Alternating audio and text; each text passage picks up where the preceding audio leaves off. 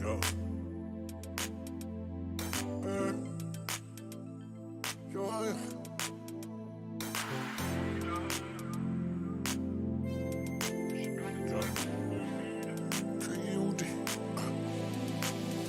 Money und das Zahltag. Hänge mit der Gang, lass mal los, Mann. Sippe meine Juice, jetzt bin ich dran. Step up in die Bar, seht die Bitches an der Seite, alle schwimmen um mich rum, ich bin nice out. Leute können nicht, wo das Swag flow. Bringe nur das Beste an den Tisch, ja.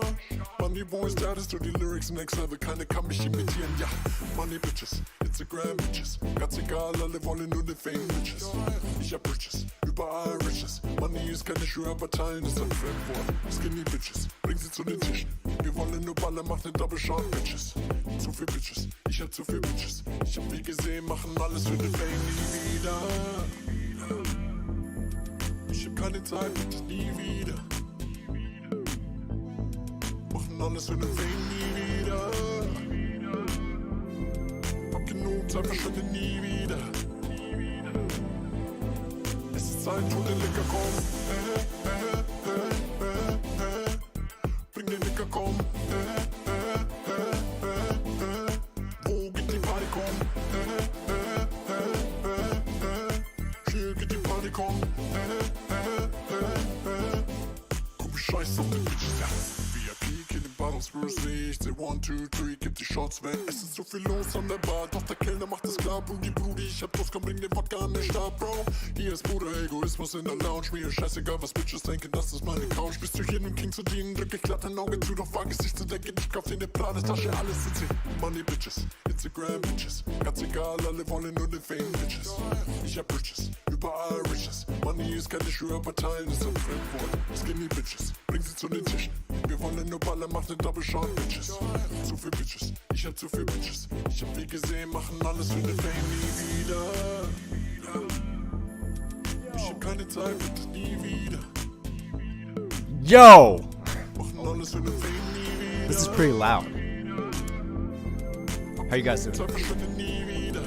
Friends, it's the first time that I'm streaming to Instagram and on all other platforms at the same time. So I'm trying to stay in frame because Instagram is like being cut off, right? And I move a lot. How you guys doing? How's everybody doing? On this beautiful day, having a really good time. 12 o'clock in Los Angeles. Welcome to all my good friends back in Germany and everybody who's out there. Friends, even though we're streaming to 0 people right now, which is absolutely fine, this is just a video I wanted to do. Since I posted my last reel on Instagram, and this last reel, might have to turn down the music. Yes. People, we're trying stuff out. See how this works, right? I've been streaming for a while now, or actually like it's been a second since I streamed. So I have to get back into the groove of the whole game. If you're here, say hello. We're gonna have like, I would say about an hour to talk about music. This stream is all about the music production and stuff I do with my production company, Kevin Andre Music, KA Productions. I need to turn down this music, it's distracting me. Even though I like it. But just for myself. I'm gonna turn it a little bit up for you. Hey. Let me know if you can hear me, if everything's cool. It's a little hard to gauge. Yes. I really apologize for the construction that's happening in my apartment building, which is extremely loud. That is the problem we are facing today. Construction. They couldn't have picked a better day to do this. Ladies and gentlemen, welcome. I'm happy that you're here. Happy that you're tuning in. Yeah, we're talking about a very beautiful piece of music that I had the honor to be producing for this artist called Olga Dudkova. We're really good friends. As you can see in the reel that I posted a while back, a couple days back. And so the idea with all of this is I want to showcase a little bit more of what I do. Because obviously I'm a piano player, right? I got my piano right here. I can play for you guys later if you want to. But the idea behind all of this is that I want to showcase a little bit of the stuff I do aside from being on stage, playing piano, all these kind of things, right?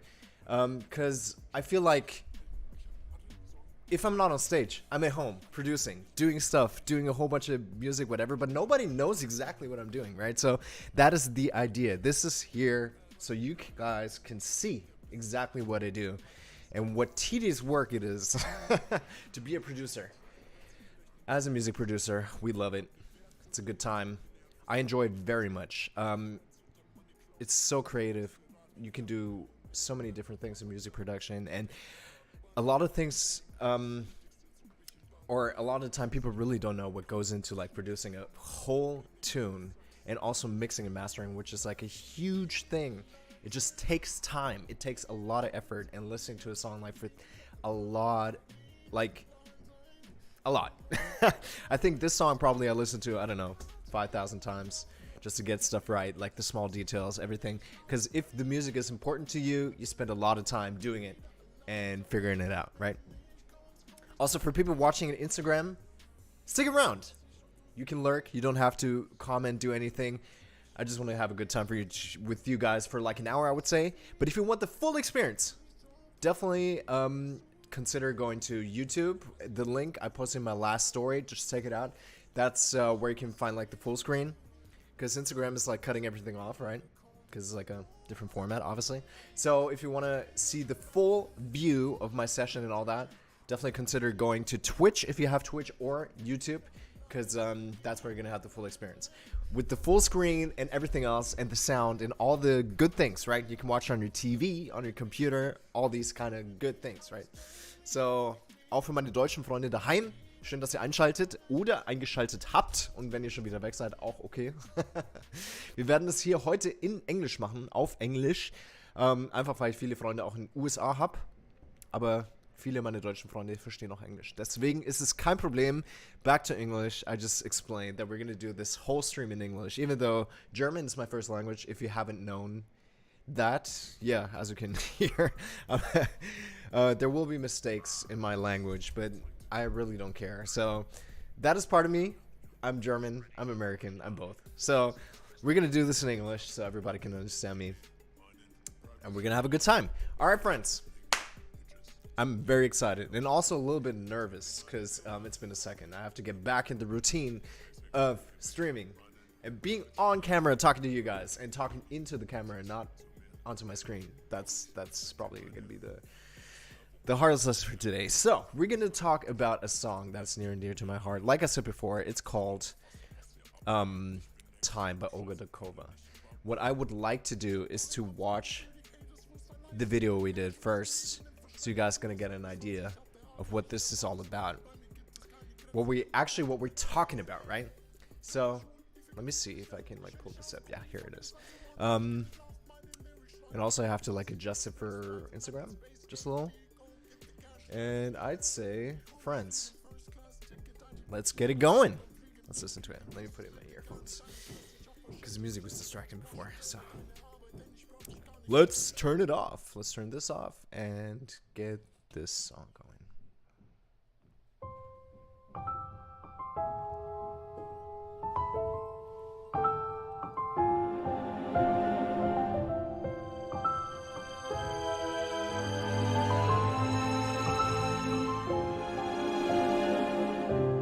Remember the day you put your arms around me, you made it feel like it wasn't real. I can't deny when I close my eyes, all I see is what could be. You set me free. It's hard to admit it, but there's something that's holding me back. Oh, time, all I need is time. I've been in love and what we have feels right. Won't you give me just some time, and I will try my best to love you right. Beautiful, beautiful. Yeah, I've been hurt.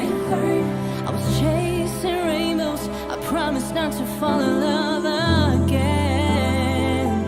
Fall in love. But here I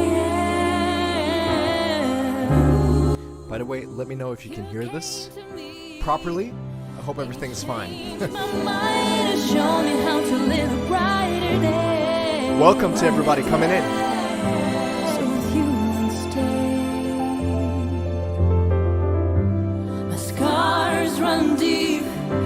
Please forgive me when I need some time. All I need is time. I've been in love and what we have feels right. Real quick. On Instagram, I just got this question. Will man den Song nochmal hören, nachdem man ihn über 5000 Mal gehört hat? Do you want to hear the song anymore after you've listened to it like for 5,000 times working on it? That's a really good question. I always say, like, if you really enjoy what you do, you're not going to get sick of it. But the thing is, the reality is, and we're going to get into this because it's going to be a little bit nerdy when it comes to song production. It is kind of... you're going to be, like I always say, like you get colorblind, if that makes sense. You cannot appreciate like small details anymore, right? You have to step back at some point and get back into it. Does that make sense? So if you listen to it so many times, like you forget about like what's the details and all these kind of things. So you definitely have to have a healthy relationship with the song and all these kind of things. Elias, geil, dass du wieder da bist. Nach Jahren, die ich nicht mehr gestreamt habe. Ich hoffe, dir geht es gut. Ich habe irgendwas im Haar. Ich weiß gar nicht, ob das weggeht. Egal. Saugeil. Cool, dass du mit dabei bist wieder. Yeah, we're gonna get back to the song. But yeah, 5000 Mal hören, 5,000 times you listen to a song when you produce and do everything. It's wild. So yeah, definitely have a healthy relationship with the song you're working on because you will listen to it a lot of times. Okay, let's get back to the song. Would you give me just some time, and I will try my best to love you right. I'm sure what I'm feeling inside,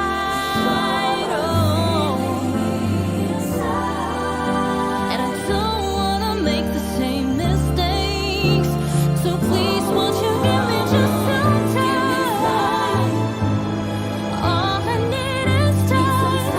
I feel that what we have feels right.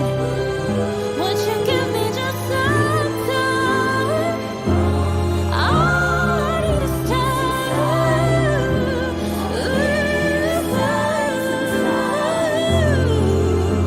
Won't you give me just some time?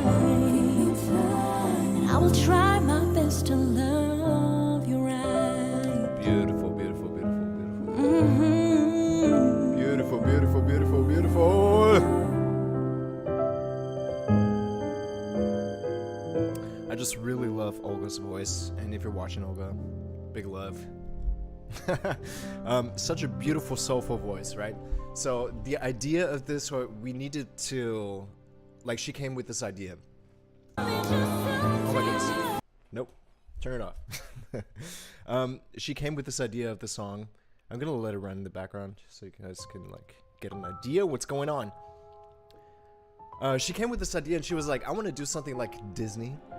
That is like a very broad description. And immediately we thought like, okay, Disney princess, what do? They have like this beautiful moment, like opening up, talking about like very heartfelt things, right? As musicals do. There's like a specific term for like these songs, these revelation songs, if that makes sense. So that was the idea. Let's do something like that, and it needs to be heartfelt. We need to feel something when we produce a song, right? Or write the song. So she came with this idea like she needs more time in a relationship, whatever, because she loves to write about love, which is incredible. Everybody does it, but it's great. So yeah, so we came up with this, and I came up with this intro part, which is this piano thing. Need to get used to my setup again. It's been a second. This.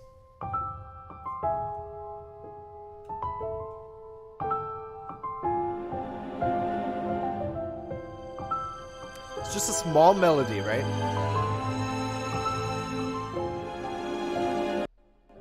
Yeah, just a small melody.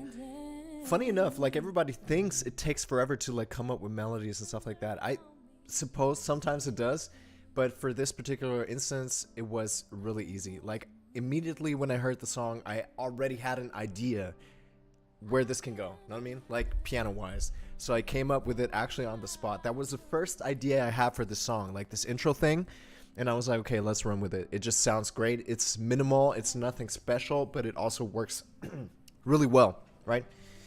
Let me just check the comments right now here. I have to sing along right now. Love that. Thank you so much. Mercy and Grace. Olga has a really amazing voice. I absolutely agree. Very beautiful, soulful voice. So my job as a producer is to elevate the artist, right? So everything I write is not about me as a producer. It's about like writing, sorry. It's about writing music to the artist, for the artist, right? Does that make sense? My goal is to like enhance whatever she already has and does, right? And her ideas, which she brings to me, my job is to enhance whatever she does. That is the most important thing a lot of people forget, because music is like very subjective to us and we love doing it for ourselves and with us. So we need to make music for the artist. Best case scenario, like me and Olga, because we are really good friends and we love what we do together. We both love the same kind of music, so it's very easy for both of us to write songs that we both enjoy. Know what I mean?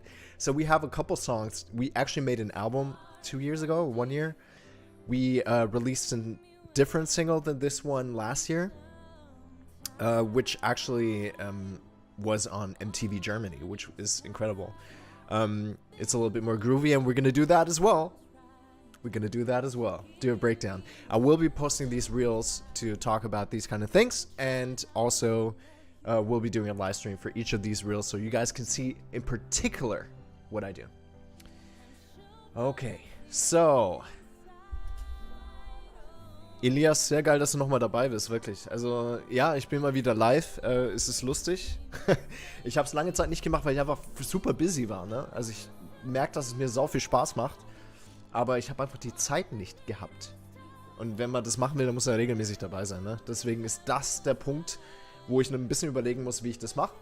Weil Bock habe ich schon. Also ist nie ausgeschlossen, dass ich nicht mehr stream. Auf jeden Fall, let's get back to English. And let's dive into this production, baby. Woo! I used to have a soundboard. Oh, we don't want this. Let me see. Let me just take this out. That is for the Twitch people, so they can see the chat. Sorry for bothering you. I want to offer promotion for your channel. I do not need promotion, but I appreciate it. These bots, baby. We do not like bots. So, here's the nitty-gritty of the production process. I mean, like, videos and all that is great, and the finished product is great, but we want to see what exactly is happening behind the scenes when you produce a song. This is the whole project. This one is actually pretty small compared to the other things I do usually. Usually I have like more. Right now we have 56 stems. Most of them are for mixing, as you can see, and the sound, like the string production, took quite a bit of these stems. And backing vocals, which we have here, we have main vocals, we have 3 piano parts, 2, and some mixing channels. So all in all, with mixing, we have 56 channels, strips. What do you call it? Tracks. That's it. Usually in a production, when I do like something bigger with a band or what, not band, but like a bigger production, whatever, it can get up to 100. Yeah, but that's including the mixing stuff, right? So not all of these 56 or all of these hundreds I usually do are instruments per se, right? I use those to automate and to mix certain things, right? So this is the song. Let me just play the intro real quick. I hope you guys can hear this. Let me know if the sound is good. I could adjust some things, but it's hard for me to gauge. I only have some faders, some levels. Remember the day Yes. you put your arms around. So I'm not going to play the whole song because we're going to get into this. But as you can see, this whole program, for people who do not know anything about music production, you usually have like a program you use to create songs, right? These are called DAWs or DAWs. There are so many different ones. You probably heard of them, which are Logic. Some of the bigger ones are Logic, Pro Tools, Cubase, which I use, and you have Fruity Loops, FL Studio. There are a whole bunch of different ones, right? But these are like the biggest ones, and everybody has a preference, right? A lot of people use Logic because it's native to Apple. They bought the company a couple years ago, so it's super easy for them like to integrate it, and it's super cheap, right? Usually these cost a couple $100. This one, if you buy it new, it's about, I would say, $500, $600, something like that. Pro Tools is about $200. So that is number one why a lot of people gravitate towards not Pro Tools. Nicht Pro Tools. Logic, talking about Logic, is about $200, which is super cheap compared to the other ones. So I use Cubase because I used it for a really long time. I had like this, don't tell anybody. I had a cracked version when I was like 12 or 13 and started using it back in the day. I didn't have no money, obviously, right? So that's why we cracked some stuff, and that's how we started out. Now that I have a little bit of money, obviously I use everything legitly. Yes, this is Cubase. I personally love it. It's an awesome program, and I would say it's even better than most of the bigger ones. That's just my taste, right? This is how it looks. I like the design. It's very simple, but you have everything you need. So, real quick, talking about what kind of instruments do we actually have here. So you can see, I don't know if you can see this. I need to like find a zoom tool so I can zoom in for you guys. Up here we have the piano section. All the light blue ones on the side are my mixing buses. Buses are basically if you have certain tracks that route towards this mixing bus, and then you can like use this mixing bus to do whatever you need to do in processing without using the individual tracks, but everything combines together into this one, right? So it's pretty easy to mix like that. Welcome to everybody coming in. Thanks for being here. That's great. This is a stream of a track I produced. I produced a whole bunch of tracks. I have this music production company, and this is one of the songs I did with a good friend of mine. Yes, so here it says piano. So basically we have two piano tracks, the bass piano, which is basically the bassy sound. We're going to get into that, and the regular piano sound. So those two routes together into the mixing bus where I can process basically everything, which is the piano, right? So both of these tracks I can mix at once in this mixing bus. Let's listen to this bass piano because I think this is very interesting too. This is a very nerdy thing. We're getting very nerdy into the nitty-gritty of production, just so you know.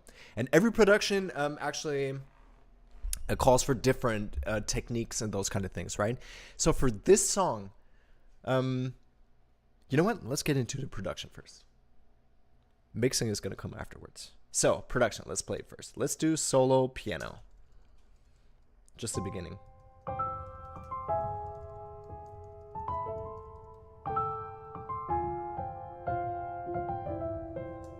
I'm just going to scroll around so you guys can see exactly what's happening here. So if you're wondering, what the hell is going on with all these dots and lines and all these things? This is called a piano roll. In production, actually, this shows you that I did not record a live piano. I recorded a virtual instrument, VSTs. So basically, you have two options to record, even more, but you have two. One is record audio. If you play guitar, if you sing, you record the audio into this mic, for instance, right? And this is going to show as this here, as you can see. It's basically like a waveform. This is audio, right? If you have lines like this, this shows you, I don't know, down there I have it as well. Like these are audio tracks, as you can see, right? I'm trying to be as, so you guys can understand what I'm saying. Maybe I'm going too fast. Yeah. And down there you have lines and like these scribbles and like all these waves and all these things. That means that these are MIDI. This is MIDI information, right? MIDI information is basically sending an electrical, how do you say, you're sending basically a signal to the virtual instrument, which is a plugin, which is a software, piece of software, and you're sending that signal to say, okay, you're playing this song at that velocity, turn it on, turn it off. So basically MIDI is just a signal to the instrument or to a piece of software, everything. Super powerful. MIDI has been around for like a long time and hasn't really evolved since then, which is mind-blowing. That over, I would say, 30 years, 40 years, MIDI has been a thing and has not been changed because you didn't have to change it. You know what I mean? Okay, so piano. So this is the piano roll of the piano. Funny. So all of these lines give the virtual instrument the signal to start this, start the note, to end the note, and more information like sustain pedal. All these things is electrically, basically a circuit, telling the virtual instrument, which looks like this. In this case, I'm using Keyscape. If you guys are like in the music realm, you know this one. It's an absolutely incredible sounding instrument.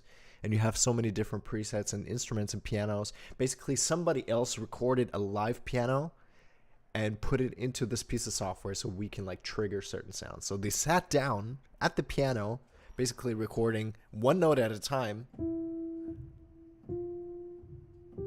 Like that, right?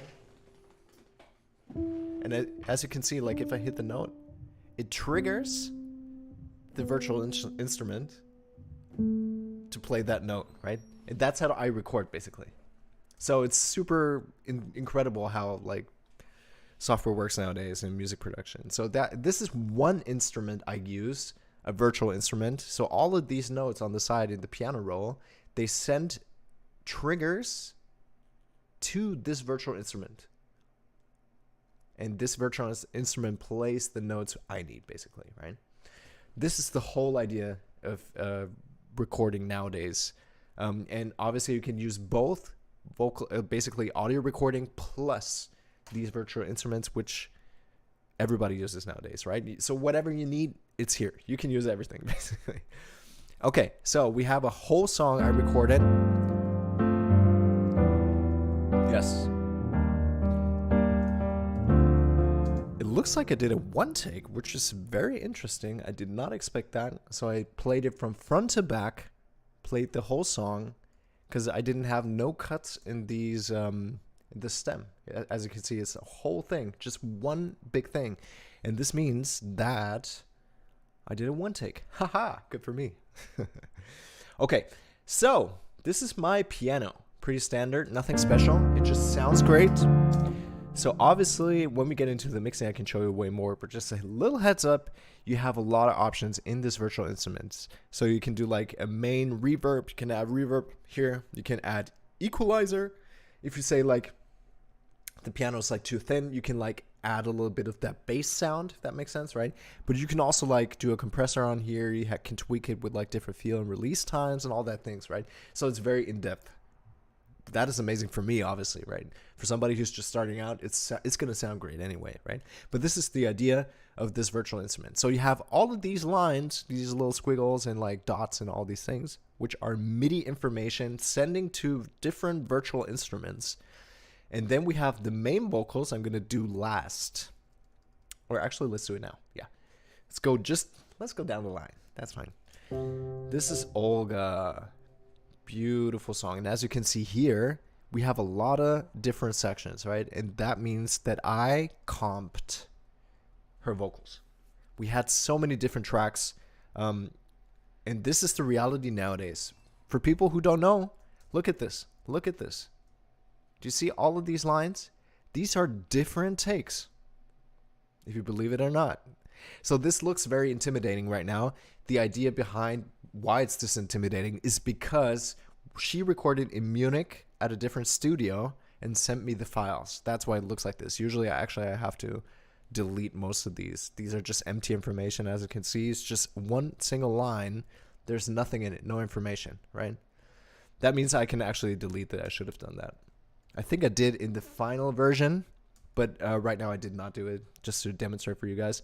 And everything like that's blue and green is, I listened to all of these takes, the one like in black here, as you can see, which are like different takes she did.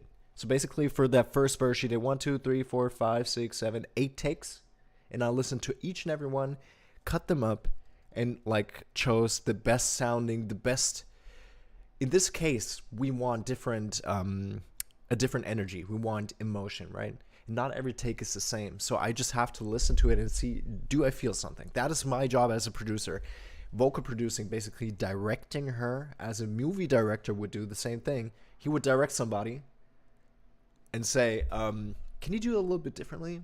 Can you laugh on this scene? You know what I mean? Like these small little things I have to nudge her and tell her, try to do a little bit more like this. Try to do a little bit more like this. So that's what I did. So we had so many different takes, and these are the best takes I took. The green ones, that's just my way of color coding, just to know, okay, this is the best take. Blue is where I'm like, this is almost perfect, but we can probably do it better. But most of the time, it just works out just as well, because she's an incredible singer, so it's just great anyway, right? I can't deny, when I close my eyes, all I see is what could be. Beautiful. It just sounds great. So we did that with the whole song. You can see all of these brackets here. This is all information she sang. Different takes up there again. It just looks a little chaotic. No, normally I just organize it, but for this one I didn't. So bear with me on that one. Not that you would care. I'm just kidding. So yeah, all this information. This is how we record it, right? She was in a different studio, and that's the beauty of recording nowadays. She was in Germany, right? As you know, I'm half German, right? I used to live in Germany. Now I live in Los Angeles. So I can't be in her studio working with her in person, right? So she was in the studio recording these stems, and the producer or the engineer sent over these stems to me. I had to put it into my project and then consolidate, put everything together so it sounds great, right? That's the whole idea of how the song came about, right? Which I love. You can do stuff globally right now. You don't have to be in the same room. That's just incredible to me. That's just wild. So yeah, she was halfway across the world in Germany. I'm in Los Angeles trying to finish the song. We were actually on Zoom. We were live on Zoom. And I have this exactly what I'm showing you guys with, like, I can change the scenes and like show my piano and stuff like that. I can like send this picture and the sound to Zoom. So basically I had this project open and she had her project open with the engineer in the studio, and we just worked remotely, which is incredible. Nowadays. It just blows my mind that it works. Yeah, so basically this is it. Let me just play a little bit solo so you can hear her voice just as it is without anything else. Yeah, I've been hurt. I was chasing rainbows. I promised not to fall in love again. But here I am. By the way, I'm so happy that people just step into the scene. Thanks for being here on Instagram und vielen Dank, dass ihr auch da seid auf Instagram. Schaut mal ein bisschen rein, schaut mal ein bisschen vorbei. Ich bin hier noch eine Stunde ungefähr, ne? Auch wenn da keiner zuschaut, wobei echt Leute zuschauen, das wundert mich, beziehungsweise freue ich mich sehr. Ich sehe die ganzen Namen. Schön, dass ihr alle da seid. Ich hoffe, euch geht es gut. Yeah, I'm just happy that a couple people just like tune in, because I'm not a streamer, guys. I just love doing this. So we'll see where this goes.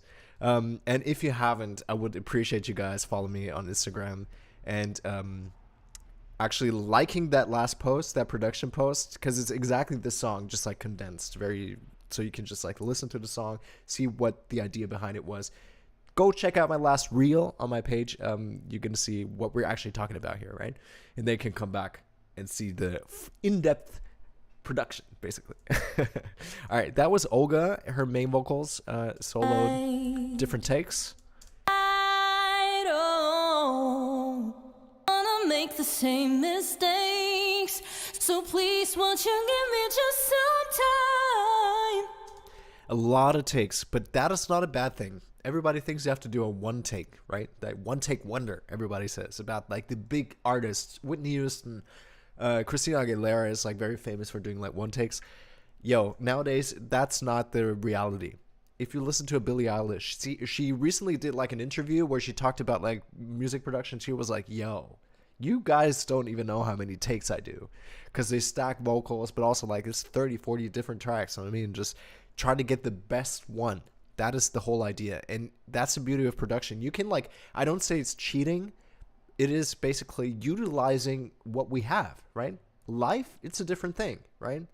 But this is production. People are going to listen to this on headphones, on the best speakers. We want the best possible product. So I do not think it's cheating. I think it's just a way of approaching something, right? We want the best possible product where we are happy to put out to the world, and also people enjoy very much, right? We don't try to eliminate most mistakes. Some mistakes are great because they bring a little bit more personality into the songs, right? But yeah, that's why production is great. You can like do these kind of things and like make it to your liking. All right, let's continue. These were the main vocals of Olga. And I'm telling you, when it comes to vocal production, that's not it. That's absolutely not it. We have a lot of backing tracks. When you do R&B soul music, you definitely have backing tracks. And backing tracks? What I'm talking about, backing vocals. I really apologize the loud sounds in the background because we're renovating the apartment next to me, which is very annoying. Oh my goodness. Yes, I can't do anything about it, but yeah, let's do it. So we got backing vocals, R&B soul, ballads, everything. Everybody does it. Let's listen to a little bit of that, and yeah. Ooh, that is just like a little small snippet. I've been hurt. A little small throw-ins. So the thing about Fall in love here. Hey. Love it. So the idea behind backing vocals, I'm not a fan of putting backing vocals on everything, even though we do have a lot on this song. The idea of backing vocals is you want to emphasize certain words, certain lyrics, certain lines, musical lines that the main vocals do, right? So that's what backing vocals are great. They come in and assist and just like try to like put out the energy more of that particular lyric and everything else, right? So that's why backing vocals are absolutely amazing to help out the whole message of the song, especially in a song like this, which is a ballad, right? Change my mind. Thanks for tuning in, everybody. And also, like I said before, if you want the whole experience, because this is Instagram, which is like this way, right? If you want the full experience on YouTube or Twitch, if you do that, go on my story. I posted the link, or on my bio. You can click on there and you can go like full screen 16:9. You get the whole scene, the whole picture, which is absolutely way better. But thanks for being here, though. Change my mind. Yes. Need some time. Ooh. Yes, a lot of ooh choirs and like I said, emphasizing the main vocals. That's the idea why we do this, right? I'm not a fan of putting vocal tracks, backing vocals on stuff you don't really need, convoluting the whole mix and everything. It's gonna be too much. People don't really care. You need to emphasize certain things. Like I said, even though this song called for a lot of backing vocals, and I'm contradicting myself, but yeah, that's the whole idea. Okay, backing vocals. So we have that. With the backing vocals and the mixing tracks up until now, oh, we have my backing vocals, which were a demo. I'm not sure if I want to play this, because usually if I do, because I arrange the backing vocals more or less, I sing them first, With the pitches, it's not perfect, 100% not perfect. So let's be a little bit cautious when you listen to this now. And then I send it over to Olga and we work together on it, right? That's just how we work. Sometimes she comes up with backing vocals, but most of the time it's me. Full disclosure. Listen to this and cringe a little. Oh my goodness. Need some time.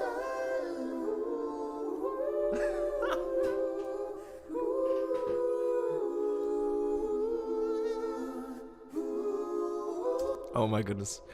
People, I love singing, and if I put effort in, I think I sound decent, but I'm not a singer. I always say that, right? I love singing. I can sing, but I'm not a singer. So this is my demo basically I sent to her to listen to the lines and to learn them so we can record her vocals. So she just sang whatever I sang basically. That is what I do. That's why we have these Kevin backing vocals in here. In the very last instance of this production, I delete this because we don't want to have like excess tracks we don't really need, if that makes sense, right? Cool. So let's ignore this for a second because we don't need it. All right, now we're gonna get to the best part, which is the strings. Now, this song, let me tell you this. When I produce, I have to think, what does this song call for and what does it not call for? That is the most important question. Thank you so much, Mercy and Grace. You're a great singer too. Thank you so much. I may be, but not in this particular recording. Okay, so when we produce a song, and we will do more of these live streams where I do like up tempo, like party tracks, and it's gonna be a totally different vibe, right? The idea is always, what do we need? Or what do we don't need? Does that make sense? Because do not do the mistake of putting too much stuff in the mix if you don't need it. People don't, first of all, they don't know. Second of all, they just feel like it's too overwhelming. And it's going to be a really hard mixing session afterwards, right?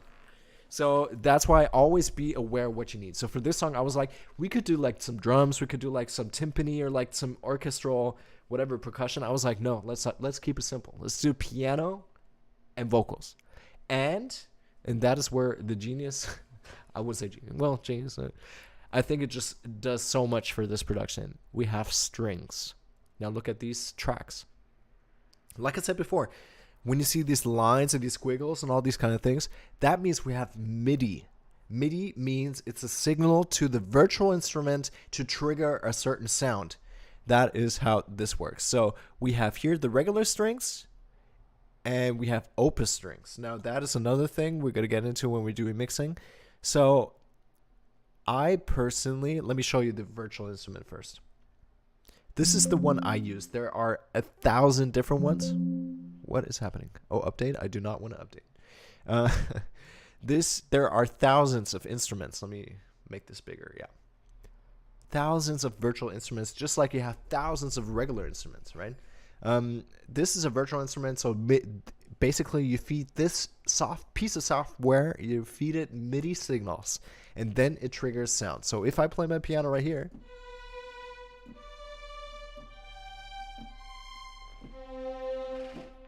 and then it doesn't play anything because it's a violin and they don't go that low. So basically I'm sending a MIDI signal to this virtual instrument and it triggers the sound, right? As you can see here, it's down there. I don't know. Yeah, you should be able to see it. There's this D key, which is highlighted darker. That means I'm playing it right now. So I'm triggering a MIDI signal into that software, right? And then it triggers the sound. That's how virtual instruments works. So basically, I got this Hollywood Strings virtual library, it's called. So they went to a studio. Think about this. It's insane how this works, this whole music industry, like when it comes to instruments. They went to a really well-known studio. I don't know which one in particular it is for this one. Into a studio, like a huge hall where they record film music and all these kind of things. Had an orchestra there. And took one violin player and said, or like a section, and said, play this note. And play this note 100 times. From super soft.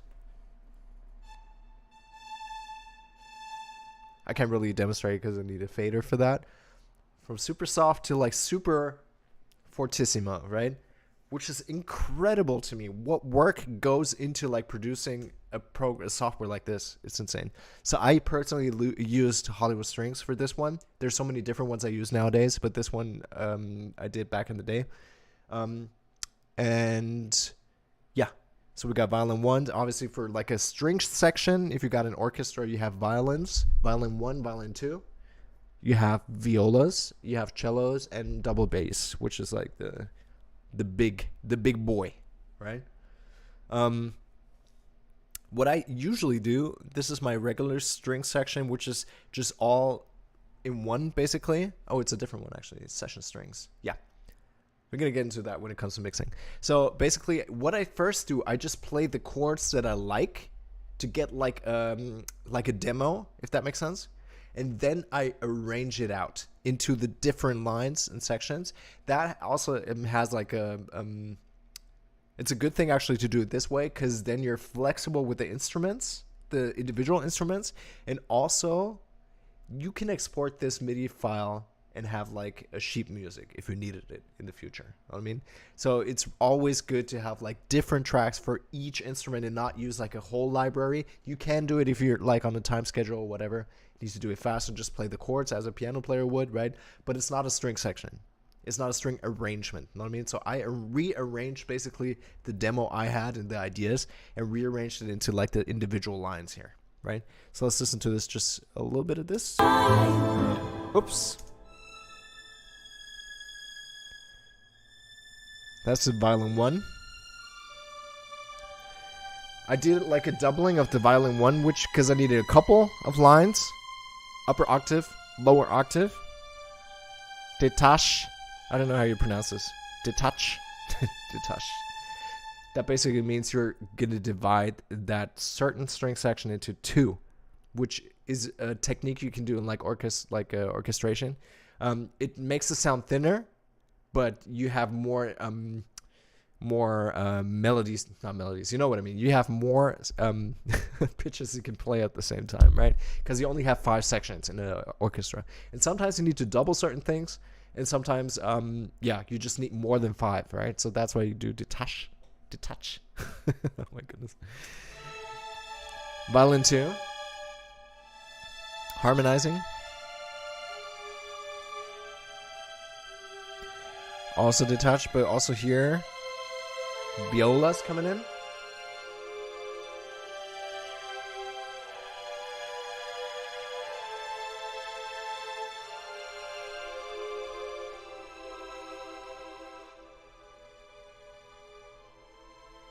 And let me say this real quick. I think it's important to say that if I had a real orchestra and real musicians, which I know a lot of musicians, right? But if I had the budget to do this, I would definitely do it with live instruments. There are certain instruments you cannot really 100%. You can get very, very close. But you can't do 100% the same sound and like the expression and that kind of thing. You need live instruments. So if I had access to an orchestra for cheap, or for our budget, I don't like to say for cheap, because everybody deserves their pay, right? So if I had the budget to record an orchestra, I would definitely have done that, right? Because I just had to like write it out on sheet music and just send it to them. They play it. It's going to be the best recording ever, right? But having an orchestra or a string section is expensive. You need the instruments, obviously the players, you need the microphones, you need a setup, you need a studio to record all of that stuff, right? Not easy. So that's why I think like virtual instruments are great if you know how to work them. It's not easy. Yo, Per Berkland! Bro, I haven't talked to you in a second. Thanks for hanging out. Thanks for the comment. Appreciate you, brother. Hope you're doing good. Hope everything's cool. We gotta catch up soon. I'm gonna, I don't know, make music or just talk. All right, so getting back into this string section, right? So we have all of these different ones. Together it sounds like this.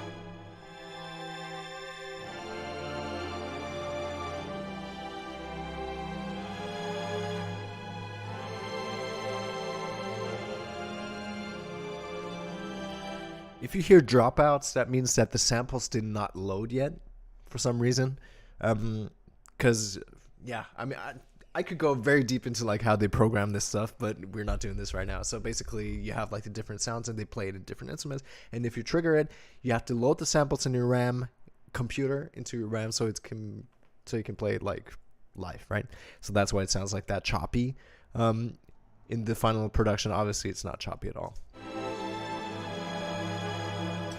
And I had to do a lot of mixing on this song because it's not easy to mix an orchestra and like to make it full, but also not overwhelming because you have piano and the vocals, right? So all these kind of things you have to be aware of when it comes to mixing. We're gonna get into that very soon. So the reason why I have two different string sections, and that is a common practice everybody or a lot of people do, producers, film music producers, all these things, people, is to blend different virtual instruments.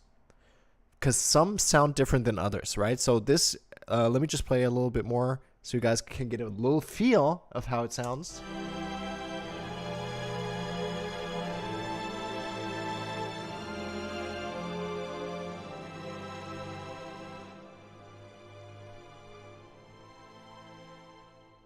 And you can hear that there's expression, right? It goes up, fortissimo, more or less, and then it goes back down to piano, right?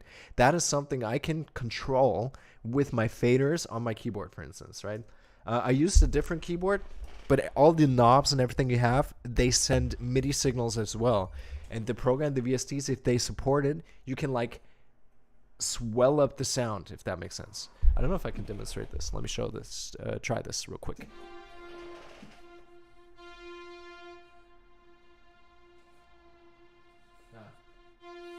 Not with this keyboard, but I can just swell it up. Somebody plays a violin, right? And they take their bow and they go like this. If they pull it fast or like a little bit more pressure, it's going to be louder, right? That is something I can control with my faders, right? And there are different like keyboards where you can do this. I have one on this side, but it's not hooked up. Yeah, so that's basically what we do. And it's very, very tedious to do this work. Let me show you real quick what this entails to go in depth into. I love this word, in depth. I can never pronounce it correctly. So here is it in depth. Welcome to everybody who's tuning in. Thanks for being here. I love this.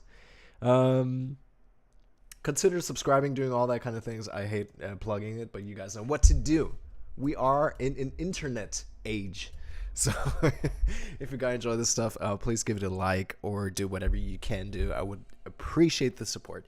So look at this. Look at this. Look at this. Look at this. Look at this. There's this line. Like I said before, this is just a MIDI note, a single MIDI note. When you see this wave down there, this line means I'm sending a different signal, which is my fader. I'm sending signals to this VST to say, swell it up, make it louder. Know what I mean? So let's see if I can demonstrate this. Do you hear that? Getting louder and louder and louder. Yes. Also here, next one. You see this line? Swelling back down. Swelling back up. See that? Going back up. Staying there for a second. Swelling all the way down. And the reason why I do this is to emulate a live instrument, right? Because if I just play the note, come on, why is it not working? It's not working. Well, too bad. Now, if I just play a note, it's just going to play the note. So no expression at all. This expression adds some, this expression adds expression. Oh my goodness. So basically, it sounds more like a person, right? That's the whole reason why we do this. It's a very tedious work. In the end, I first have to play the note. Some people do it at the same time. Woo. But just listen to it if you can. Close your eyes real quick. If you have good earphones, you can definitely hear it better. And you can just feel it. Feel like the swelling and going back down. I always say it's like waves, basically. You have a wave, and then it goes back away. You know what I mean? this adds like tension and energy and emotion and those kind of things, right? Super, super powerful. That is why I put so much work into doing this. And this is not only for this instrument. I have like 5 on this one and 5 on this one. They're more or less the same because the intention is the same, but still some instruments need a little bit more swelling, some less. Know what I mean? So let me just play this one more time for you guys so you can hear the effect of the swelling.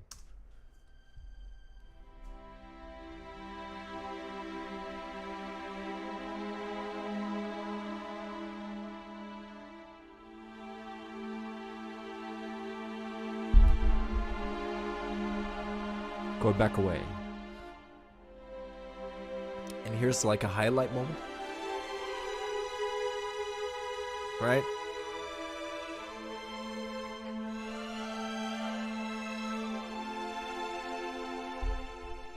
See what I'm saying? See what I'm saying? Makes the world difference. I don't know, how do you say it? This makes a whole lot different. Oh my goodness, I can't speak anymore. This makes so much difference. This makes it feel alive, honestly. Let me play this whole thing with the whole song, basically. I've been in love and It's the same part with the rest of the gang. yeah, I've been hurt. I was chasing rainbows. I promised not to fall in love again. Fall in love, but here I am. Yes, sir. You came to me, made me change my mind and show me how to live right. Also here, guys, like I said, everything has a reason. Another gold tip. A gold tip. I don't know if you say this, but another incredible gem I can give you guys. Piece of advice. Everything you produce should have a reason. Everything you put into your mix should have a reason. If you use a compressor, it should have a reason why you use that compressor, right? Just don't just put it on there because everybody does it. You need to know why you do it. And in the case that you don't need it, take it out. In case that it sounds good without a compressor, take it out. You know what I mean? So everything I did here with the swelling going back down has a reason. And the reason in this case is when you listen to the lyrics, you came to me, and the lyrics are, you came to me and changed my mind. I think changed my mind is such a powerful piece of lyric, right? So my idea was to emphasize that with the backing vocals, like I said before, which emphasize the main vocals, but also with the strings and the rest of the band. Listen to this one more time and see what effect the swelling of those strings have on Change My Mind. You came to me, made me change my mind and show me how to live a brighter day. You see what I said? And now thinking about this too, so a lot of these things I do subconsciously now because I've been doing music for, 25 years. But that's the reason why we do this. And also, basically, everything comes together at that point. Change my mind. That was the emphasis. Change my mind. You got the backing vocals, which add to the main vocals. You got the strings, which swell on that one. Change my mind. And also, as an arrangement point of view, songwriting point of view, if you hear that particular chord, it's insane. Sorry. I'm just reading that comment right now. When you listen to Change My Mind, that particular chord is a dominant chord. It has a flat 9 in there just to add a little bit more tension, right? In that particular case, we want tension. That is the reason why everything culminates together into this particular one. In all these small details, that is stuff people don't know. People don't realize if they have not done stuff like this, right? I'd argue, I'm not saying this is a perfect song or anything, but I'd argue these are the practices the big producers do, the big songwriters do. These are the practices people do to create incredible songs. When you listen to Whitney Houston, all these songs that last for decades. Stevie Wonder songs are now still played in the radio. He wrote 50 years ago. Think about that. There's a reason why. You came to me, made me change my mind and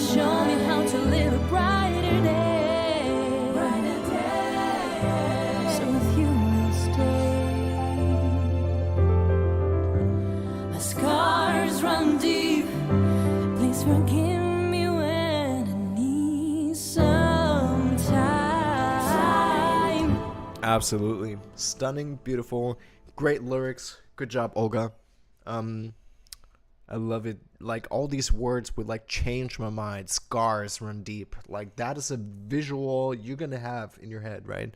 That is the reason why we do this. That's how you songwrite. I don't like the modern music nowadays. They don't care about that. They just want to beat and rap over it. It might be a vibe. I get it too. You just want to just not think about anything and just like, hey, what's up? I mean, this is different. These kind of songs are different. We're not doing this for a vibe. Maybe we do. This has an idea. This has a meaning, right? We were trying to convey an emotion, right? We tried to do it a little bit deeper than the rest of the music scene. Let me just play this bass. I like this sound very much, I think. Because we don't really listen to these kind of things much. Oh, there is no bass. Haha. Ooh. Hey.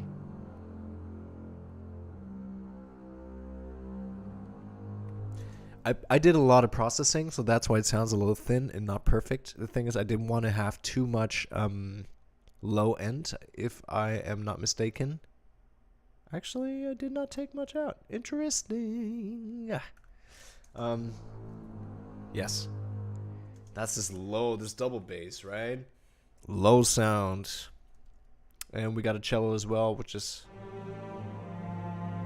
Yes.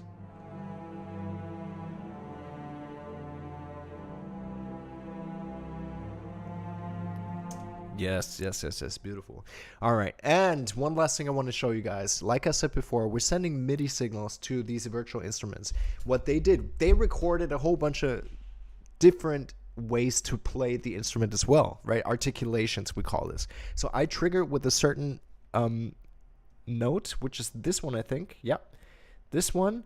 I just triggered that I want the strings to play a tremolo. If you know what a tremolo is, cool, good for you. If you do not know what a tremolo is, you know exactly what it is right now. Sorry, that's not the one. Where is it? Oh, it's up there. That's why. Here. Do you hear this? Also a little swell I got down there. As you can see, like I explained before, we got this here. You see that? This little up and going back down. Sending MIDI signals to swell it up and go back down, right? I got this idea, and you might be laughing now.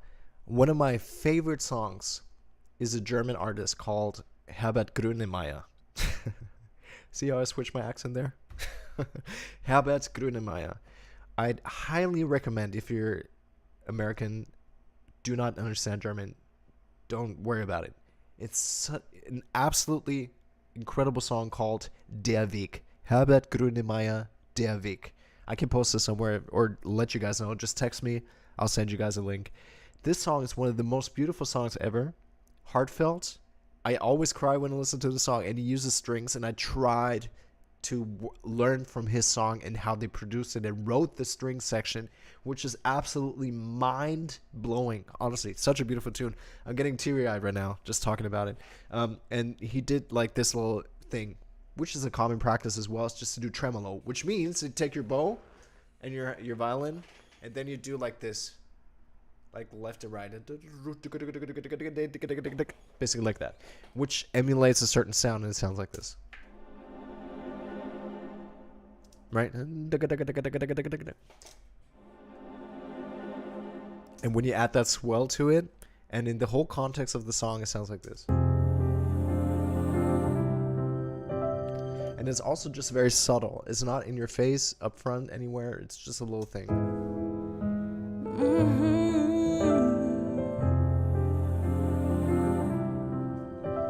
You know what I mean? Just a little something. Just a little something. These are like the small little details we do. And if you want to have like a perfect production or like a high class production, whatever. I'm not saying, don't get me wrong, I'm not saying I'm doing high class productions. I'm getting there, right? But I think it just worked out super well to do these kind of things. And I'm constantly learning, right? But I think we're both, me and Olga, are super happy with this production. And that is all I can hope for. Guys, this is this whole production, there's not much to it, honestly. It's just a matter of good songwriting. I always say this: if the song itself is good with just a piano or a guitar with vocals, it's a good song, and you can do anything with it, right? There's so many different ways how you can work on a song, do the production, but we went with this method, and it worked pretty well. Let me just play a little bit of it so you guys just can see what we actually talked about, and I'm gonna scroll a little and show you guys some files here. Run deep. I'm sure what I'm feeling inside. Oh, and I don't wanna make the same mistakes. So please, won't you give me just some time? All I need is time. I feel over what we have feels right. Won't you give me just some time? All I need is time.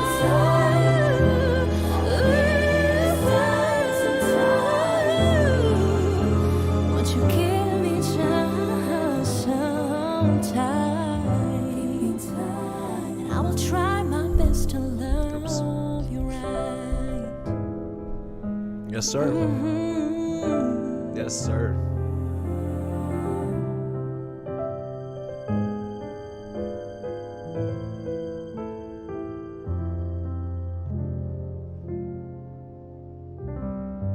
Yes. Also at the very end, we got the strings again with like a little swell, as you can see here. That stuff like this is very important. I'm telling you, I think I spent I can't even tell you how many hours I spent on this string sculpting. I always say sculpting. I'm playing the notes and they just come out like flat, right? So my job, and that's where the whole the time goes into, is sculpting that wave. Like, where's the string going? Is it swelling up, crescendo, decrescendo, all these things? You know what I mean? Going back down, slow, fast, all these things. That is something I had to manually do with these lines, as you can see here, right? All of these lines with my hand or with my fader. Like I said before, I use faders to do like the string stuff. Also, like how to control the vibrato, because it's a different sound if you just like play the note. Let me demonstrate this. If they just play the note, just and pull their bow, but if they do like this little squiggly left-right thing, it's like a different sound, right? And it brings so much more energy. So that's why that is stuff I can control with these MIDI signals I do here, right? Modulation, which is CC1 in my case. Most of the time it is. But also the other one I need to find, but yeah, I did it down there, I think. Yeah, I got 2 lines here. Yeah, all these. So these are different, and they're different, as you can see, right? Because I'm using tremolo differently as the velocity, basically the expression, how loud does it get, right? Because loud is not equally doing vibrato. Most of the time it goes hand in hand for a live player. That is something I have to, cannot stress this enough. I have to manually do this, right? Manually take the fader and do this song by song and then listen back to it, and it's like, oh no, it doesn't sound natural. Let me do it again. It takes hours to do this. Just so you know. But it's amazing work. I just want to let you guys know that is the reason why I'm doing this, so you guys understand what goes into producing something like this. Even though we only have string section and piano, a lot of different songs, I have way more instruments, drums, bass, synthesizers, all these things, right? Backing vocals and all that stuff, right? Yes, friends, that is part 1. Thanks for sticking around. I love this. This is amazing. I will keep it short for the mixing part, but also, if let me I think one important one blah blah blah blah blah. I think one last important thing I want to talk about is first of all, thanks for being here. I was going to say this, if you want the full experience, consider going to my story on Instagram. The last link is where you can find YouTube and Twitch live stream, because then you have like a full screen and you can see everything in detail, right? I would appreciate you guys like checking that out too. If not, stay here on Instagram. Be around. This is a lot of fun. I like this. I hope you guys are enjoying yourself a little bit in this nerdy topic of music production and mixing, which is a wild topic. I personally like it, but it's very tedious. I always say this, right? I always say it's like a day job. Other people go to their bureau. Other people go to their company and just work at the desk for like 8 hours. I sit here at this desk for 8 hours tweaking sounds. That's what I do. That's my day job.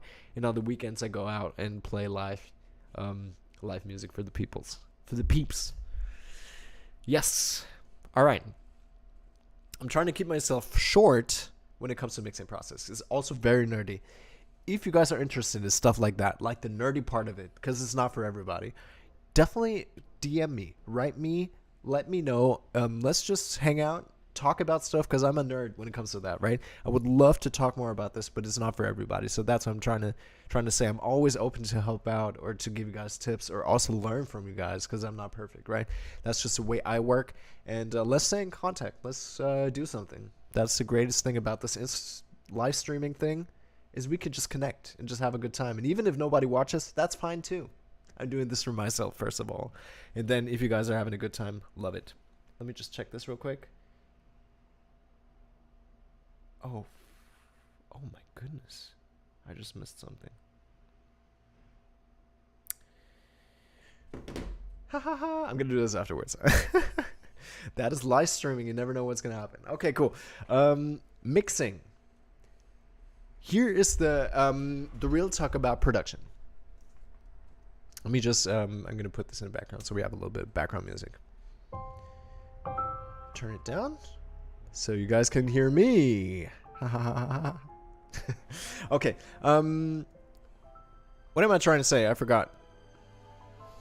Yeah, it needs to take this out.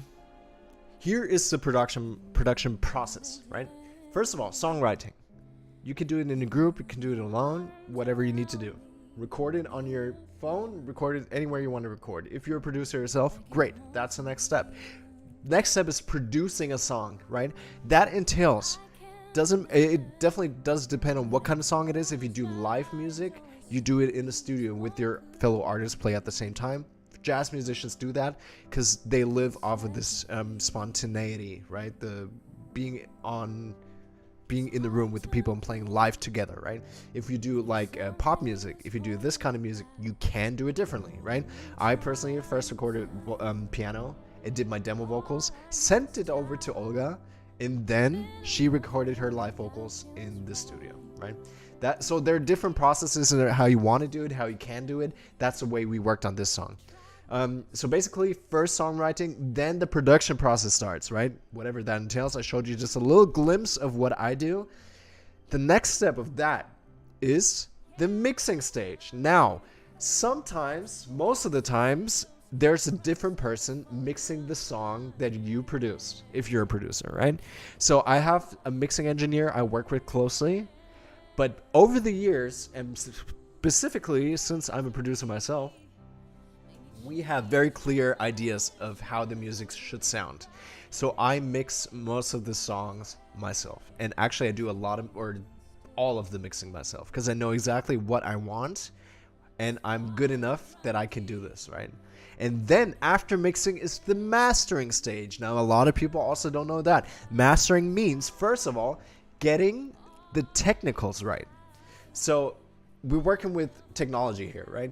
So we need to make sure it sounds good on every speaker. That means in your car, on your headphones, on your shitty phone speaker, you know what I mean? All these different things. Like, it needs to sound good everywhere. And that is where the mastering engineer comes in. He has the equipment and everything and the different sound systems to check that out. That is his job, to make sure it's loud enough. Most of the songs are too low and all these things. There are certain instruments to make sure everything sounds the same, has the same loudness, we call it. I mean, that is the job of the mastering engineer. All these kind of things. He needs to make sure that nothing stands out, that it doesn't have too much bass, that it's like very equal and chill, so you can play it anywhere and it's gonna sound good, right? That's a mastering. So, songwriting, production, mixing, and then we have mastering. Those four.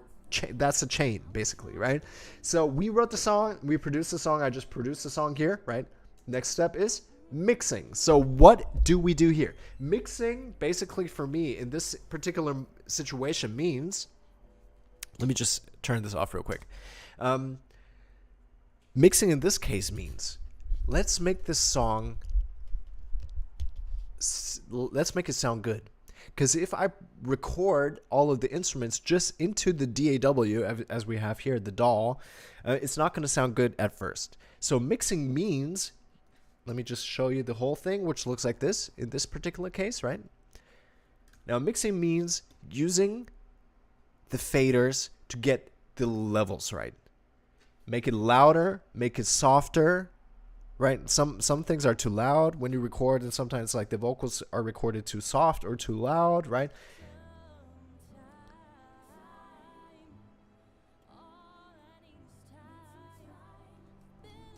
Right. So number one is setting the volumes, right? All these things. Now, what I did, that's the most basic thing of mixing, the volume. If you don't know anything about mixing and like what instruments or like plugins to use, do volume and you did like 60% or even more of the whole work, right? So my job was, in particular, for instance, I want the piano, I have a very specific piano sound in mind because I'm a piano player. I just like to have a certain piano sound. And this sound was not easy to do because I was like, we don't have a bass in this production. So the piano needs to cover that low end, right? So what I did, I called this bass piano.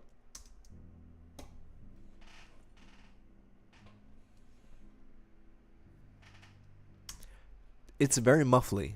Like you only hear like, oh, like the low, you know what I mean? The body of it. The reason is because, as you can see here, this is an equalizer. This is the whole frequency spectrum. And I cut off everything. The whole top I just cut off. The reason I did this is to isolate the piano basically and use only the low end, because then I can use that low end, just low end, and mix it in. If maybe I want it louder, just a little bit more bass of the piano, but I can't do that if I just use the piano stem, because I'm gonna have like the high notes as well, right? So that's why I used two instances of the piano, as you can see here, the blue ones. Let me just zoom in just a little. I have two times, it's exactly the same, but one of them has like the high cut, so I can use the bass of the piano right here, and the other one is flat. It's the whole piano with the high end as well. If I take this out, do you hear the difference?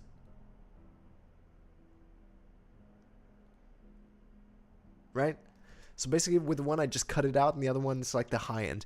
You can argue that I should take out a little bit of the low end for this one here, because other than that, like you would overlap the low end on both of the piano sounds, if that makes sense, right? I did not do it because it's not disturbing anything, so it's fine in this particular case. But that is the reason. These are like small tips we do as mixers, right? That is one way to do this. The reason, like I said, because I do not have a bass. The piano is my bass, and that's the beauty about the piano. You have 88 keys of the piano from low to high, and you have such a wide frequency spectrum, which is a mixer's nightmare. Because in the end, let me put it simply, like you have like this whole graph. Let me show you the equalizer real quick. Let me see if I can pull something up real quick that demonstrates it the best. Where is it? Here's maybe this here. I don't know. It's not working. No. Because it was yeah. Let's go with this one. So basically this is the whole frequency spectrum. Up here are the high stuff. Like if I say certain consonants like an S, for instance, very sizzly, very high, right? And this is like a frequency spectrum up here. It's like this 2K up and even upward, right? All this up there, that is an S. All that. If I speak low, ooh, like a sound like that, you have a lot of low frequencies, right? That is all the way down there. That is an equalizer, basically, where you can like adjust levels. For instance, if you record and had the mic too close to a guitar, you probably have way more low end than you need. So an equalizer could help you like mitigate that problem. Does that make sense? So that's what an equalizer do. My job as a mixer is like to get everything kind of balanced, and that's what I did with the piano. I wanted a little bit more bass, so I added more bass. First isolated the bass, and then I can like take the fader and put it up.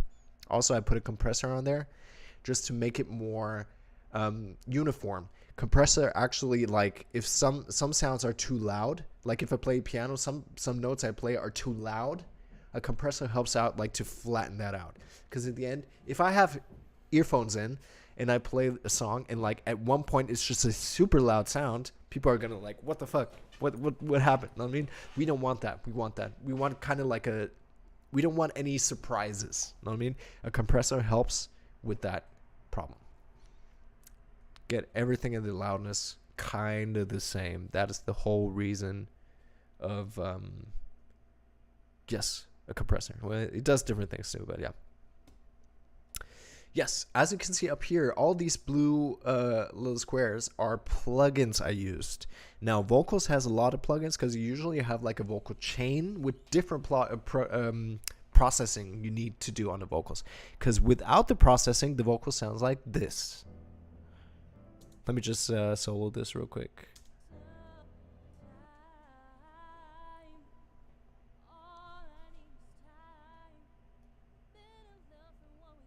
This is without processing.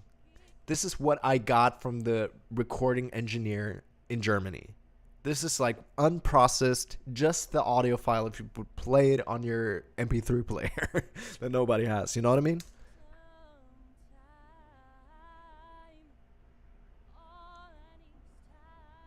Obviously, you can hear her beautiful voice, right?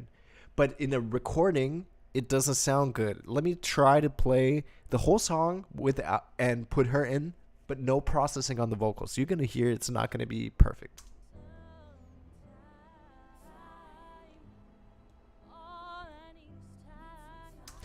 It's good, but you feel like it's kind of out of place. Know what I mean? Like it's just something added in, but you're just like, where does this belong, right? That is where processing comes in. Now, we do a lot of different things. Just to run it down real quick. Nowadays, everybody uses autotune. I'm not a huge fan, but I acknowledge for the modern production, and if you don't dial it in too much, autotune helps a lot for the sound. Even though you don't really realize it, but it does a lot. So we got autotune just a little bit. We got a compressor number 1.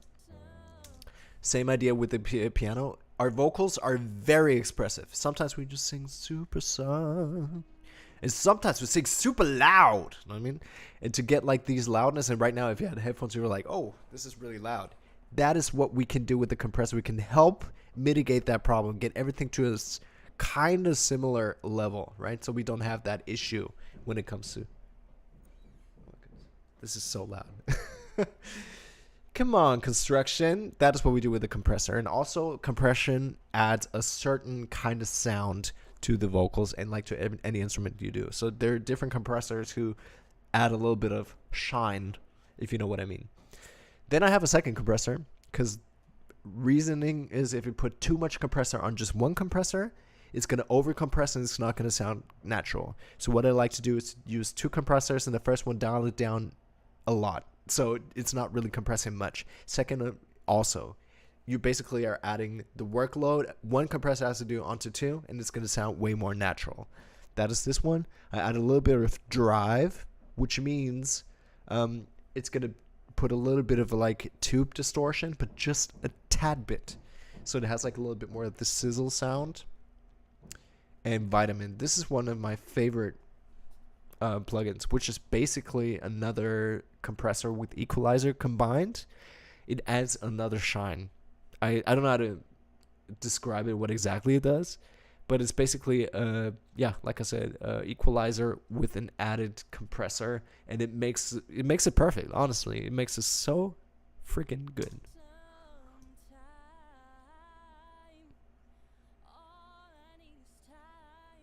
Yes, beautiful, beautiful. And then we added another exciter, which is basically distortion.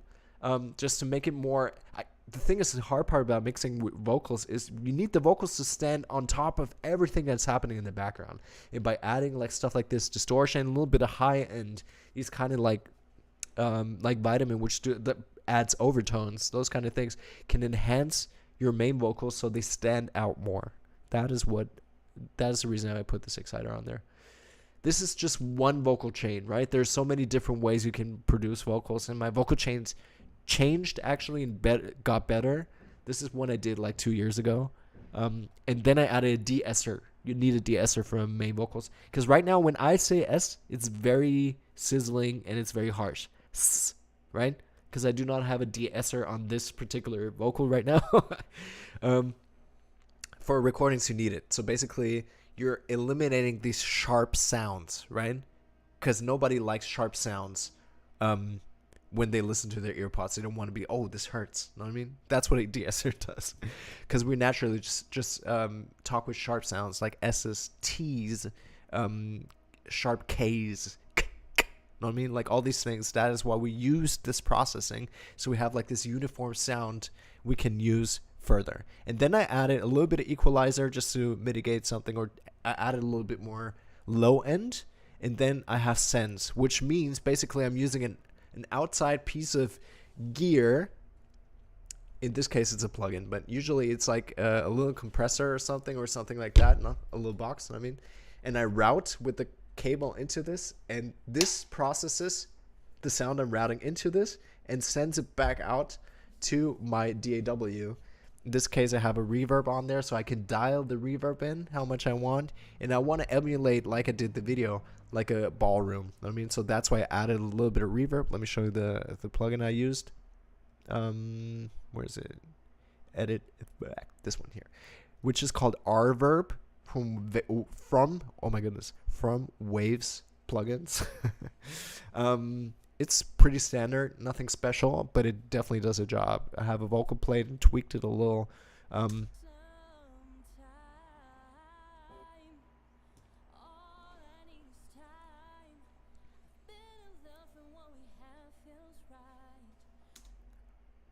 And you can hear there's like this reverb, right? As if she was standing in like a whole ballroom or somewhere, right? And then the last thing I like to do, I add a little bit of delay just to enhance this room of her. One thing about vocal production, you want to like, because you're just singing into one mic, it's a mono signal most of the time. So if you put it onto a production, which you do, a lot of people do, it's going to be very one-dimensional. Does that make sense? Instruments naturally have like a full wide spectrum. If you listen to it, it's going to sound like the drums are going to come from left and from right and like different independent sounds. Vocals doesn't have that because you just have one sound signal. So what we like to do in a production is like enhance the vocal sound, even though the main vocals is mono, but the rest, the reverb, the delays add this room, which makes it a little bit more interesting, right? Let me just play this one more time. You can feel the room. I suggest you have earphones when you listen to this kind of stuff, just so you can like see what's up. Sorry, I'm just reading the comments right now. I went on a tear here. Do you think artificial intelligence will replace much of the music industry and producing?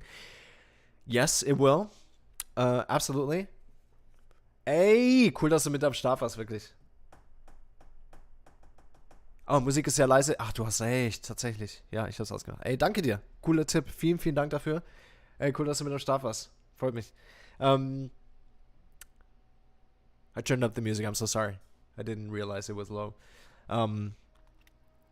Yes, artificial intelligence will replace and also already does replace a lot of the processes we have. So basically a mastering process can be done by an artificial intelligence. Not as good as a real person though. Just be aware. And I personally use both. Just know when. I always say like the technology, and I heard that on the panel. I was at NAMM, which is a music convention, the biggest one in the world. And I went to different panels and workshops and stuff. And there was like this really famous mixing engineer. And he's like, yo, don't let technology use you. You should use the technology and embrace technology. So basically, if there's artificial intelligence, yes, I am not a what's the word? Opponent. I'm a proponent. I use artificial intelligence for me. You know what I mean? Like for the processes I need. So that's the thing. It will replace certain things, 100%. But for me, I will use it to my advantage. Does that make sense? Yeah. So there we go. Okay, Saw. What the fuck? These people. Sometime. All right. All I need is time. Okay, so that is the main vocals. We got our reverb, we got a delay just to make a little bit of room of the vocals. That is the reason why we use this, know what I mean? In this particular case.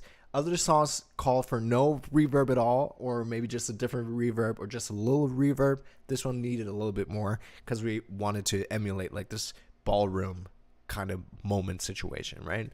That is the processing on the main vocals.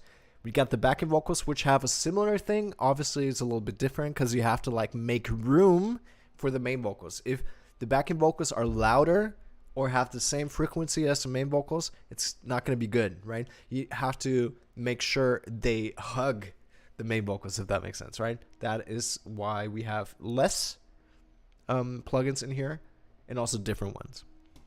Okay.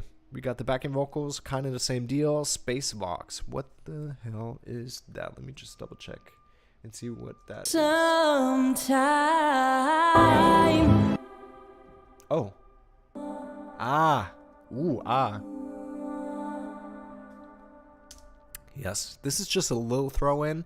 I personally like, because it's just like a reverse sound. Like if you had a vocal sound, like a ooh, and you reversed it, right? As you can see, like on this little thing, I told her specifically to sing it like nobody would. To sing like and go louder, right? And it's just a little throw in.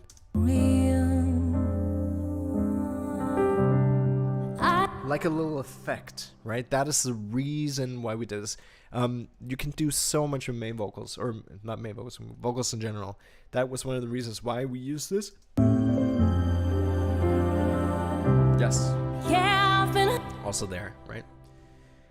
Very good. Now let's get to the strings real quick. A lot of the processing, I actually didn't do that much, as I can see right now, which is funny. I only put a little bit of reverb on there, put some equalizer. Yeah. Okay, so strings, very important. You gotta watch out for your mix. You gotta see what do we need, or where do I have to take stuff out, because otherwise it's gonna like overshadow the main vocals, right? We want to hear the vocals first and foremost, and then the rest of the band and whatever's in there. So I took out the main frequencies where like you can understand the main vocals, like where her main frequency was, and took out a little bit of that, so the strings do not overshadow her main vocals, right? We want to understand her more than the vocals. The strings. That is why I put some equalizer on there, and also sends, which is basically reverb, which is an insert. Okay. There's a reason between insert and send. The main reason is basically in this case for reverb. Wow, what the hell is happening? They're tearing down the whole apartment. The main reason is basically I put it as an insert because I want the whole sound to be enveloped. If I use a send, the main sound is going to be there. The main sound is going to be there, and then the reverb is going to be added towards the main sound. When I put it as an insert, basically that main sound is going to be engulfed in it or taken out. I don't know how to explain it, right? It's a different sound. I want it to be, think of it as like if you have a microphone in the front of a stage, right? And you record someone just right in front of you, and you're gonna get the reverb of the back bouncing around, stuff like that. Or you're gonna take the player, the string player for instance, and just put him further back on the stage. The sound is gonna be different. Does that make sense? That is the reason why I put that as an insert. I know, guys, this is very nerdy. I told you from the start. I wanted to keep it close and short. I did not keep it short. That is the whole thing, guys. This is a shorter, smaller production with not a lot of instruments. Aside of obviously like the strings and stuff like that, which I had to like totally take apart and like put in like certain parts and stuff like that, right? Everything I had to do manually for the small different pieces. And if you do a whole orchestra arrangement, it's going to be even more, right? This is called a mock-up.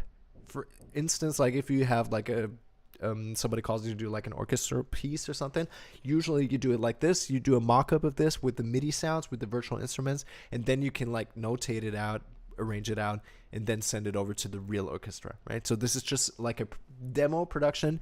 In this case, I don't have the budget for a real orchestra, but like I said, if it does not hinder what you're trying to say musically, it absolutely works. And if it works, it works. And if it sounds good, it sounds good, right? So that's what I'm saying. Do not shy away from using whatever means you have. Just try to master it. Try to do the best you can with whatever you have here. Let me just play this one more time so everything we talked about, you can just have a little feel of how everything works together.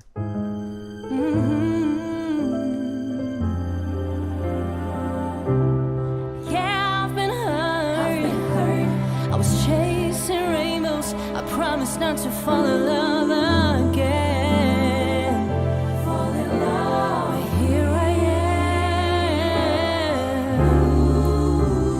am. You came to me, made me change my mind, and show me how to live a brighter day. Yes, sir. Yes, sir. I could go on and on, but guys, check out that last reel I did. You're gonna hear the song. You hear me talking about it, and also like check it out online. I'm gonna send another YouTube link in my story after this stream, and just check it out. It's a beautiful ballad. It's a different vibe than probably what you're used to or what you listen to. Yes. So production, we did mixing. Now let's do mastering real quick. But obviously, I didn't. This is not the main thing of what we're gonna do because I'm not a mastering engineer. I use this program called Ozone. I have 10 now. This is Ozone 9, and I actually just put it off, which is basically another chain of commands. You use different tools just to mitigate certain things, loudness, and get everything to a degree where you can send it off to Spotify, to Apple Music, and all these things. They have requirements of how loud music needs to be. That's why you use a maximizer or a limiter. It's a little bit of a difference, but basically you can tell it. This is not, I didn't use it, so it's not what it should be. You can basically tell it, do not go over 0.1 decibels, and here's a threshold when it should like tuck it down and limit it, and all these kind of things, right? That's what a mastering engineer does. And also very tedious work trying to figure out the frequencies that are like too loud and all these things. You got an equalizer, another limiter and compressor, and all these different things. That's what a mastering engineer does. And the last thing I want to show you guys is this, which is a loudness meter. And that is something we need to understand. We put it to Spotify. Nowadays, Spotify has something built in. So if you play a song after a song, they're not going to be too much of a difference when it comes loudness-wise, right? But actually, that's a mastering engineer's job. Before Spotify, before everything else, you had CDs and vinyl. That is when you needed a real dude sitting at the desk and using like his equipment to like master everything. That is mainly like one of the people said in chat. That is what artificial intelligence can do nowadays. Also, Ozone does that too. You have a master assistant. That's basically AI helping you out.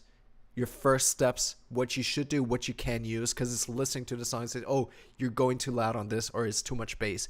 That is what this mastering engineer does, mastering assistant, which is AI. So it's already been here. Everybody's been talking about it for this year, or a couple months. But actually, Ozone has had this feature for like years. I've been using it for like 4 or 5 years already. And not only Ozone does it, or Isotope Ozone. There are so many companies that do that. So it's been here. I'm not surprised that AI is a thing, and it will stay here. So yeah. Okay, let me show you this real quick. As you can see, as it gets louder, it shows you that it gets louder. Yeah, I've been hurt. I was chasing rainbows. I promised not to fall in love. And these are the things. You got RE meters and the LUFS. There's a norm how loud it needs to be or should be, and what you need to have for it to be a like perfect on Spotify and all these things. That is the technical aspect of the music production, right? Just so you know, this is how it works. They use similar gear like this. Obviously, they have way more equipment and better equipment, but this is generally what happens. You know what I mean? Guys, I'm telling you, music production, I just talk for like an hour. Now think about hour 40, actually. Now think about it. I just talk about it. Now think about doing it.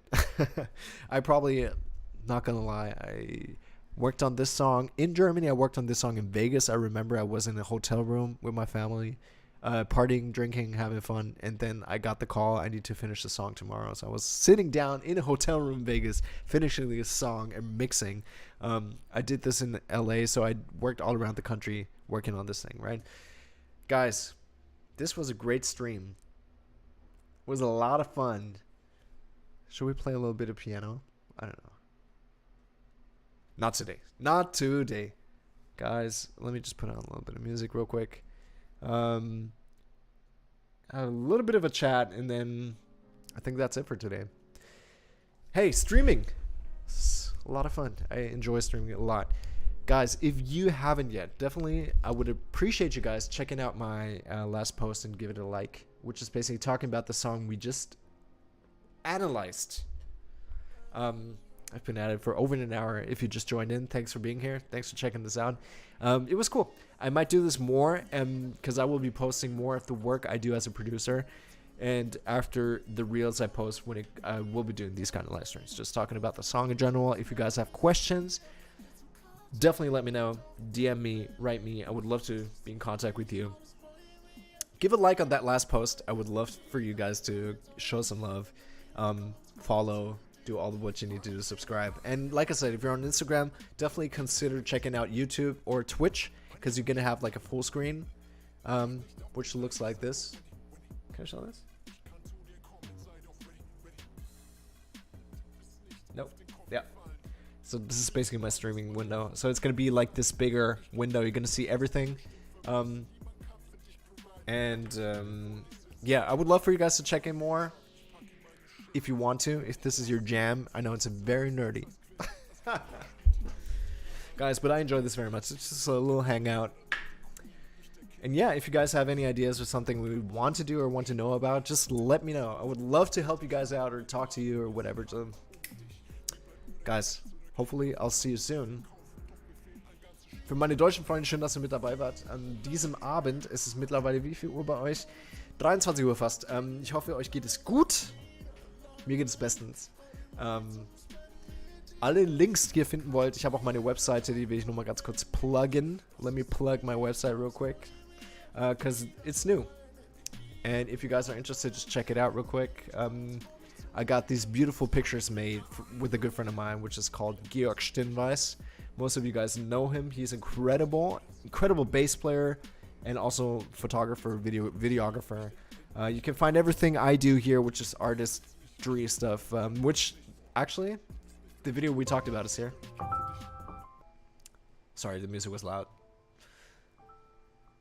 Yeah, that's the first video that's going to show up because it shows me as a piano player.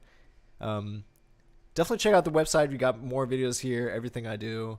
I've worked with this guy, Zachary Hood. I got my own music up here, my other piano stuff. A little bit of, yeah, plugging. Being cool, trying to, like, be important. Whole bunch of new pictures you can check out, which are incredible. I'm so happy that I did these. I'm so happy about these. Fun fact for the pictures. I don't know if I should say this. I was in Germany. I did these in Munich, but I was 2 days before that. My good friends know about this. We went to visit a friend who worked, and we had so many drinks that I passed out horribly. All of us actually passed out horribly that day. And I had this photo shooting 2 days later. I was still hungover, which is crazy. But funny enough, you can't really tell. And these pictures turned out incredible. So props to Georg for showing my best side. But yeah. Super happy about this. Beautiful venue. Good guys. Thanks for having me there. You got my Instagram there if you want that. And if you need music, just write me. Instagram, write me here on my website, all this. Okay, let me stop this because it's cringe. Thanks guys so much for being here. Ey! Geil, dass du mit am Start bist. Geil. Vielleicht streame ich mal wieder bald. Auch mal ganz entspannt. Hoffe, dir geht es gut. Hoffe, euch geht es gut.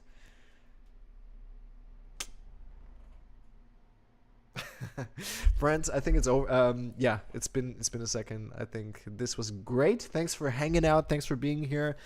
Love y'all. This is gonna happen way more soon. Thanks for supporting and being cool, guys. Ooh, what happened? Somebody, I got a new follower. Thanks for being here, open source. Hey, thanks for being here.